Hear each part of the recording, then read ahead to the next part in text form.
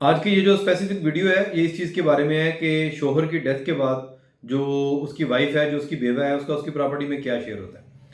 اچھا، اور دوسرا اس کا پوائنٹ یہ تھا کہ کس صورت میں جو بیوی ہے، جو بیوہ ہے، اس کے شوہر کا جو شیئر ہے وہ اس کی پراپرٹی میں نہیں ملے گا۔ یہ دو کویسچن ہیں جس کو آج ہم ایڈریس کریں گے، جس کے بارے میں ہم بات کریں گے۔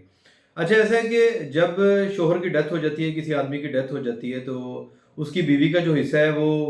کچھ کنڈیشنز میں 1/8 اس کے حصے میں آتا ہے، اور کچھ کنڈیشن میں 1/4۔ مطلب اس کی جتنی بھی پراپرٹی ہے اس کا 8واں حصہ اس کا ہوگا یا اس کا چوتھا حصہ ہوگا۔ اب یہاں پر یہ دیکھا جائے گا کہ اگر ایک آدمی ہے، اس کی ڈیتھ ہو گئی ہے، تو اس کے مرنے کے بعد اگر اس کی ایک بیوی ہے اور اس کا حصہ بنتا ہے 1/8، تو 1/8 جو حصہ ہے وہ اس کی بیوی کو مل جائے گا۔ لیکن اگر اس کی 2 بیوی ہیں یا 3 بیوی ہیں یا 4 بیوی ہیں، تو وہ جو 1/8 حصہ ہے وہ زیادہ نہیں ہوگا، وہ اسی 1/8 حصے میں اس کی فردر ڈویژن ہوگی، اور وہ جو 1/8 حصہ ہے ان سب میں برابر کی بنیاد پہ تقسیم ہوگا کہ 1/8 حصہ جو ہے وہ اس کو ایکولی جو ہے وہ ڈسٹریبیوٹ کیا جائے گا۔ اور اگر جو بندہ وفات پا چکا ہے، اس کی کوئی اولاد نہیں ہے، تو پھر جو اس کی بیوی ہے، اس کا جو حصہ ہے اس کی پراپرٹی میں وہ 1/4 ہوگا۔ اور اگر اس کی ایک سے زیادہ بیوی ہیں تو وہ جو 1/4 ہے اسی کو فردر جو ہے اس کی ڈویژن ہوگی، اور اس کے بارے میں وہ اس کو ڈیوائڈ کیا جائے گا ایز پر شیئر۔ اچھا، جب یہ کسی کی وفات ہوتی ہے، ڈیتھ ہوتی ہے، تو اس کے بعد جب اس کی پراپرٹی کی ڈسٹریبیوشن کا معاملہ آتا ہے، تو سب سے پہلے یہ دیکھا جاتا ہے کہ اس کے ذمے کوئی واجب الادا قرض تو نہیں ہے، کوئی ڈیٹ تو نہیں ہے جو پیبل ہے، جو اس نے ادا کرنا ہے۔ تو سب سے پہلے جو ہے پراپرٹی کی ڈویژن سے پہلے یہ اس کا جو قرض ہے وہ اس کی پراپرٹی میں سے ادا کیا جاتا ہے۔ جب اس کے بعد کوئی پراپرٹی بچ جائے، پھر دیکھا جاتا ہے کہ اس نے کوئی وصیت کی ہے، کوئی ول کی ہے، تو اس کی ول کے مطابق اس نے کہا ہے کہ یہ کسی فلاں بندے کو میری اجازت میں اتنا حصہ دے دیا جائے۔ تو ول کی بھی کوئی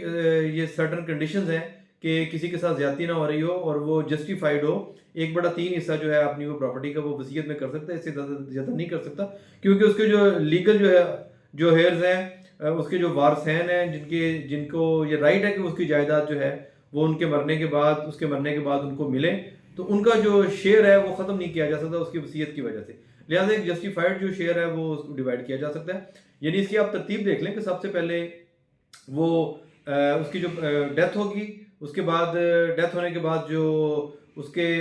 ذمے کو واجب الادا قرض ہے وہ اس کا ادا ہوگا۔ اس کے بعد جو پراپرٹی بچ جائے گی، پھر دیکھا جائے گا کہ اس کی وصیت جو ہے وہ کیا کہتی ہے۔ وصیت میں اگر 1/3 جو حصہ ہے وہ کسی کو دینا چاہتا ہے تو وہ دے دیا جائے گا۔ اس کے بعد جو ہے وہ باقی پراپرٹی کی ڈویژن کی باری آئے گی۔ اور اس میں جہاں تک بیوی کے حصے کی بات ہے، وہ میں نے آپ کو بتا دیا ہے کہ اگر کچھ کنڈیشن میں 1/8 بھی مل جائے گا، اور کچھ کنڈیشن میں 1/4 بھی مل جائے گا کہ اگر اس کی شوہر کی اولاد نہیں ہے، اکیلی بیوی ہے، تو پھر اس کو 1/4 ملے گا۔ اور اگر اس کی جو اولاد ہے اور بیوی بھی ہے تو بیوی کو 1/8 ملے گا، اور اگر ایک سے زیادہ بیوی ہیں تو وہی 1/8 یا جو 1/4 جو شیئر ہے وہ اس کا ڈیوائڈ کیا جائے گا۔ اچھا، ایک کویسچن اس میں یہ تھا کہ اگر کون سی ایسی صورت ہے کہ جس میں بیوی کو اس کا شیئر نہیں بھی مل سکتا۔ شوہر کی ڈیتھ ہو گئی ہے، پراپرٹی کی ڈویژن ابھی تک نہیں ہوئی، لیکن وہ جو خاتون ہے اس نے کسی اور کے ساتھ شادی کر لی ہے، کسی اور کے نکاح میں چلی گئی ہے، تو اس صورت میں وہ جو بیوی ہے وہ اپنے شوہر کا جو حصہ ہے وہ کلیم نہیں کر سکتی۔ لیکن اگر بیوی کو حصہ اس کا مل چکا ہے، ڈویژن ہو چکی ہے، اور پھر اس کے بعد اس نے کہیں پہ شادی کی ہے، تو پھر اس سے جو حصہ ہے شوہر کا وہ واپس نہیں لیا